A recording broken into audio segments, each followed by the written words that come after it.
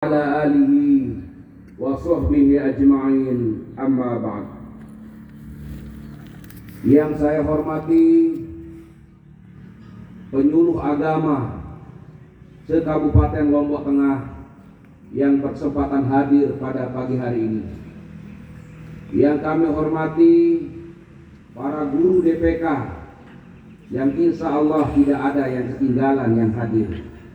Kalau ada yang tidak hadir, mohon dicatat dan dipanggil. Yang kami hormati karyawan-karyawati, penghulu, pengawas, kepala KUA, dan karyawan-karyawati, kemudian Bapak Ibu Eselon 4 yang hari ini ada Pak Kasubag, Kasih, dan yang lain-lain yang kami hormati dan saya cintai. Dan yang berbahagia, ibu-ibu Dharma Wanita Kantor Kementerian Agama Kabupaten Lombok Tengah yang dari subuh sudah persiapan, dan saya yakin pasti para suami ribet dan repot. Hadirin sekalian yang kami hormati, pada kesempatan ini, izinkan kami membacakan sambutan Gubernur Nusa Tenggara Barat pada peringatan Hari Ulang Tahun ke-77 Kemerdekaan Republik Indonesia tahun 2022 pada tanggal 17 Agustus 2022. Bismillahirrahmanirrahim. Assalamualaikum warahmatullahi wabarakatuh. Alhamdulillah, rasa syukur yang mendalam kita panjatkan kehadirat Allah Subhanahu wa ta'ala atas nikmat kemerdekaan yang telah diberikannya 77 tahun silam, dan udara kebebasan itu masih dapat kita nikmati dan rasakan sampai hari ini.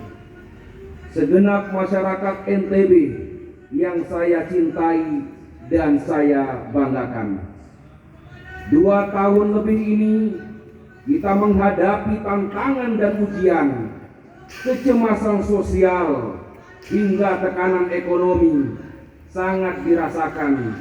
Di tengah keterpurukan dan pelemahan ekonomi, semua elemen bangsa bergerak bersama dan bergotong royong untuk mewujudkan harapan agar kondisi bisa kembali seperti normal seperti sedia kala.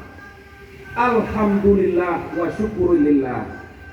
Seiring makin terkendalinya situasi COVID pandemi 19, perekonomian kita mulai menunjukkan pemulihan, walaupun di tengah ancaman dan ketidakpastian global seperti tingginya inflasi di beberapa negara, kita masih mampu bertahan dengan memberikan hasil yang positif, tak terkecuali di Nusa Tenggara Barat, bumi yang kita cintai dan kita banggakan ini.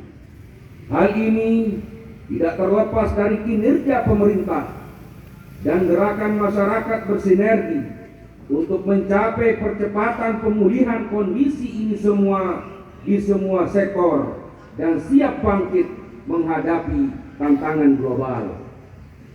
Hari kemerdekaan ke-77 Republik Indonesia ini merefleksikan bagaimana pasca pandemi COVID-19 kita pulih lebih cepat agar siap menghadapi tantangan global dan bangkit lebih kuat untuk siap membawa Indonesia maju.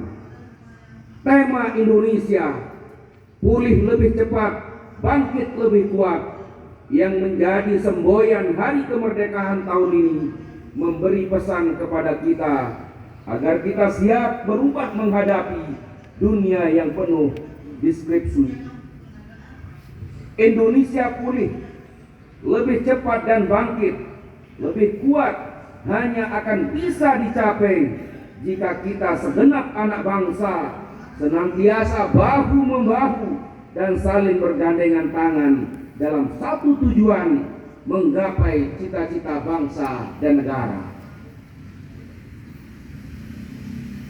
Melihat perkembangan dalam 2 tahun terakhir selama pandemi COVID-19 melanda, kita terus membangun semangat, membuat terobosan-terobosan baru demi menguatkan fondasi tak terkecuali di Nusa Tenggara Barat. Segenap masyarakat NTB yang saya cintai dan saya banggakan. Program desa wisata juga menjadi unggulan yang mendorong kebangkitan sektor pariwisata yang sempat terpuruk akibat dihantam gelombang pandemi COVID-19.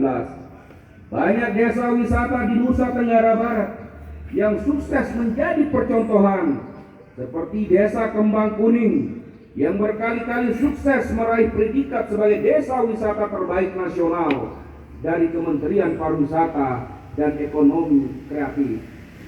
Tahun 2021, Desa Tete Batu yang dikenal sebagai desa homestay juga terpilih sebagai resmi mewakili Indonesia dalam kompetisi lomba desa wisata terbaik dunia yang diselenggarakan Organisasi Pariwisata Dunia Perserikatan Bangsa-Bangsa. Perkembangan desa wisata diharapkan mampu meningkatkan perekonomian masyarakat dan membuka lapangan kerja. Industrialisasi dalam program paling realistis dan objektif untuk mendorong percepatan pembangunan suatu daerah. Hadirnya Brida Banyumulak dan Sumbawa Teknopark serta tumbuhnya sektor IKM dan UMKM lokal dalam wujud nyata dari keinginan masyarakat untuk mengembangkan ekosistem di bumi Gora ini. Saat ini Provinsi Nusa Tenggara Barat bersama Nusa Tenggara Timur juga sedang bersiap-siap untuk memasuki proses final dalam pencalonan sebagai tuan rumah PON tahun 2028. Kita berharap pencalonan ini akan sukses. Dengan demikian, hal ini akan semakin memantapkan posisi Nusa Tenggara Barat sebagai daerah dengan keunggulan di bidang wisata dan olahraga.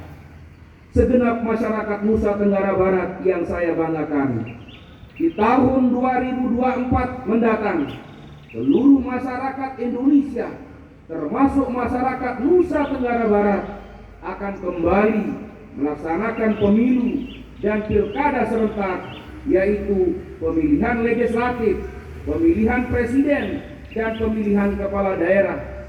Saya sangat berharap seluruh masyarakat dapat berpartisipasi aktif untuk mensukseskan dengan mengedepankan politik yang santun, mencerdaskan, dan bermartabat.